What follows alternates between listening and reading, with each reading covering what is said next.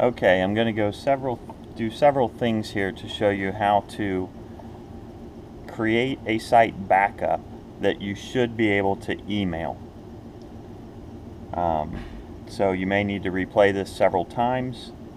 If you make any mistakes, we're going to do some things that will help allow you to retrieve information back in case you mess anything up during the process. So if we open up our PCIM,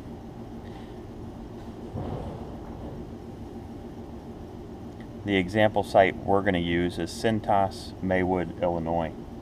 Alright, so the first thing we want to do is create a folder in My Documents. So in your taskbar you should have a file folder, or you can click on Start and go to Documents. Either way, so if you have a file folder you can click on it, or you can click on Start and go to Documents.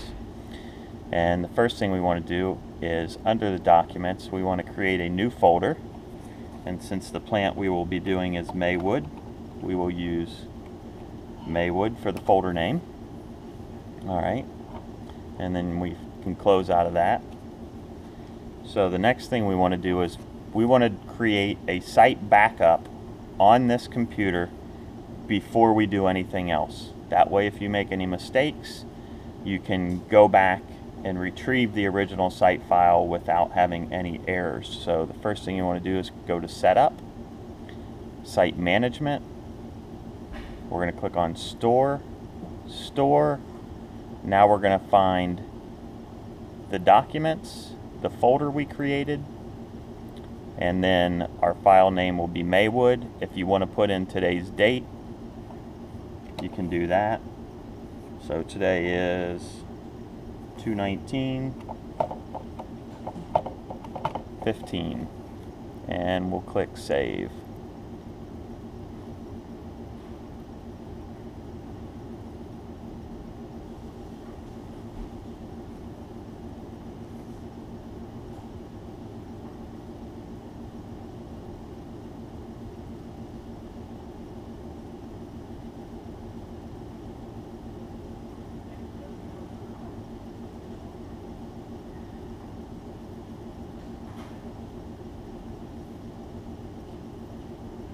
Alright, so now it's finished. We can go back to the documents and verify that our backup is there. And if we right click on it and go to Properties, we will see that the file size of this backup is 25.9 megabytes, so it's fairly large. So how can we decrease that? Well, the way that we can get rid of information would be the Start. So as part of that, you may also want to create automatic backups every day. So the first thing we'd want to do is set up our automatic backups by taking a memory stick and keeping it in the computer at all times.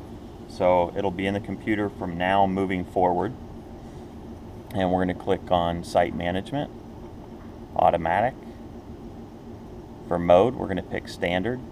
And then the number of backups we want to keep. Well, technically I don't see a need to keep more than 3. So I'm going to keep 3 backups. It would create an automatic backup and put it on this memory stick. So we need to select our memory stick on the computer.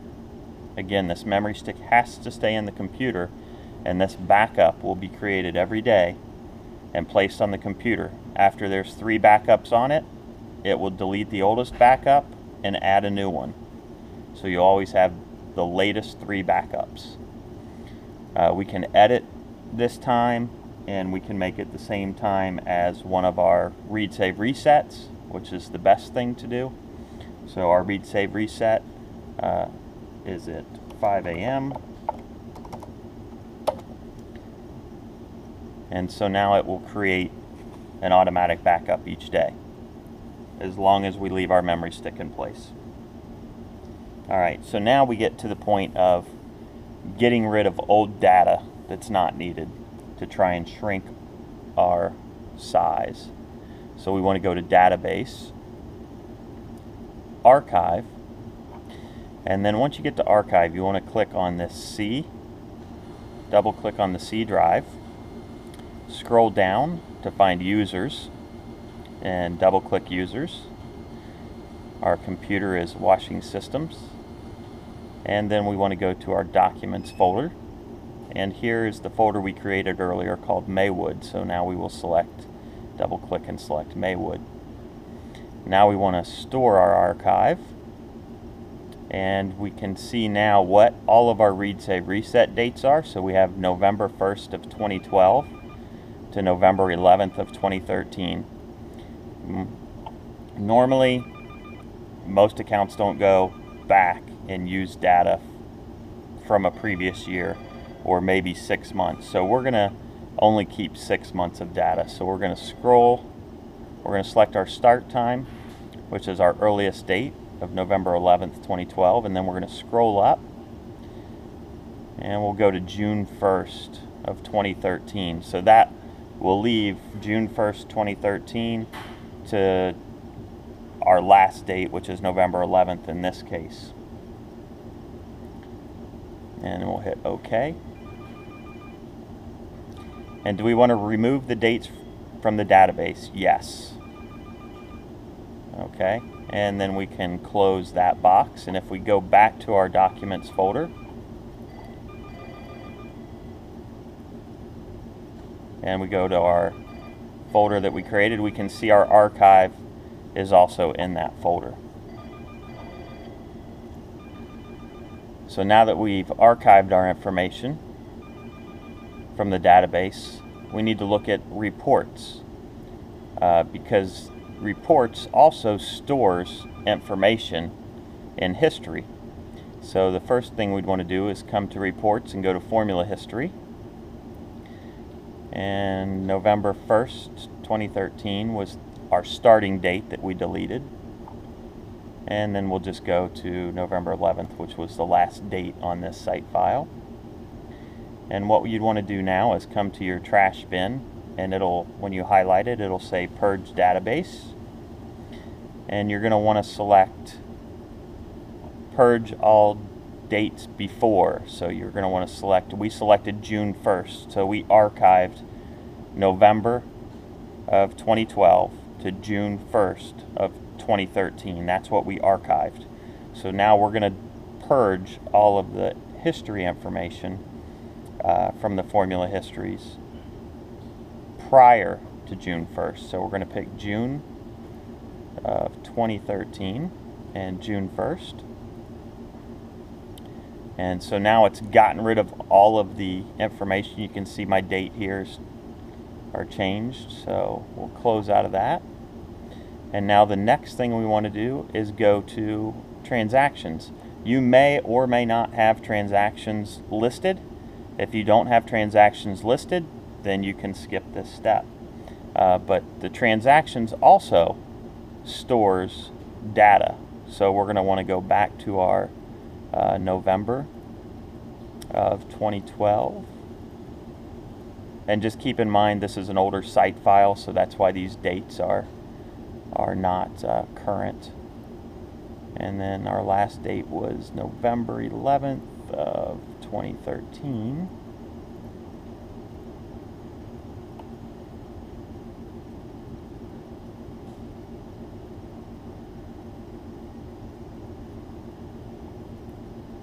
Alright, so now we can still see that we have 2012 information in here.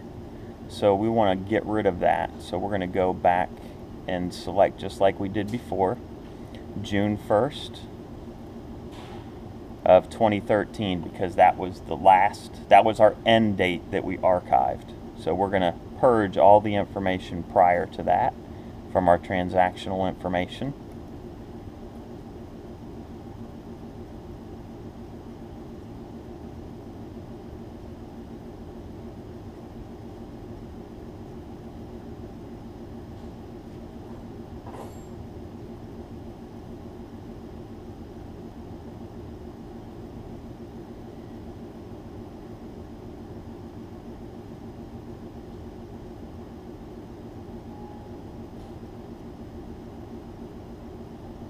Alright, and we can see now that our dates have changed here to June of 2013. So all those 2012 dates have now been purged out. And so now what we want to do is we want to compact our database. So now we're going to go to Database, Database Manager, and here we're going to click on Compact Jet Database. When we click on that, it's going to open up the location of our database, and your database is called pulsenet.mdb. So you're going to double click pulsenet.mdb, and you can go ahead and click on the red X to close out the database utility. If you click on the red X and the database utility does not close out instantly, just wait a minute or two. When it's finished compacting the database, it will close if you have clicked the red X. So just keep that in mind. Alright, so now we have set up our automatic backups to go to our memory stick. We archived our database. We purged old formula history that we didn't need. We purged or old transactional history that we didn't need.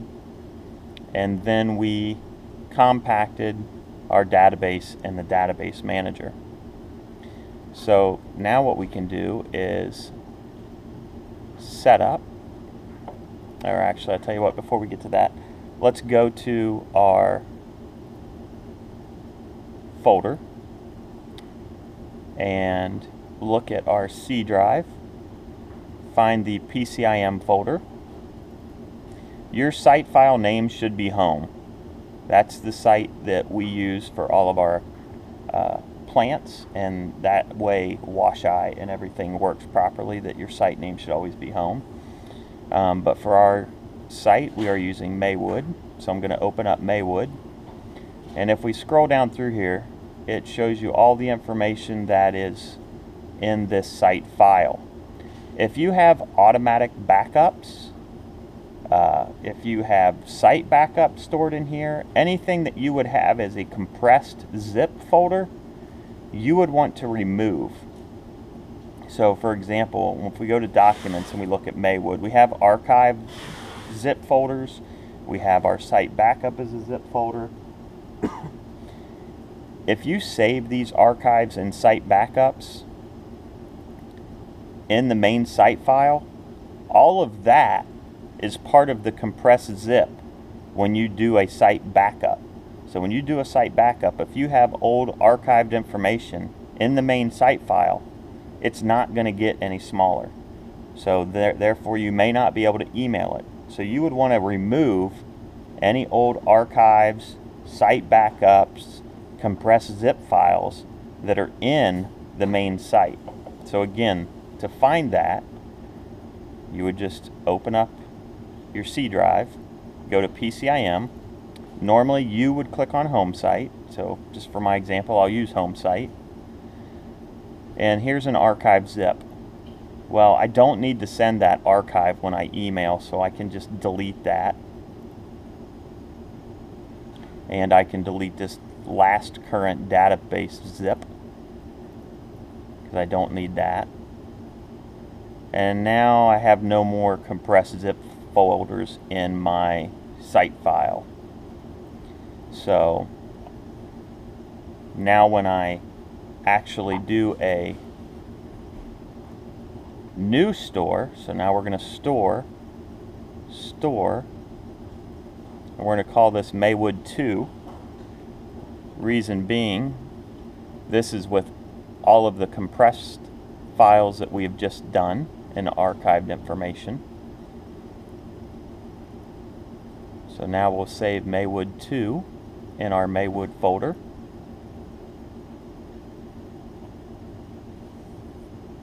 And you can see how much faster that was now that we've gotten rid of some information. So if we come back here and we look at the documents and we go to Maywood and we look at the zip file, now that we've deleted old unnecessary information, and compacted our database, now our zip file is only 5.54 megabytes. That's a dramatic difference than the 25.9 megabytes we started with. So hopefully this helps. Again, if you were to mess anything up when you're going through and archiving and storing the information, you can always go back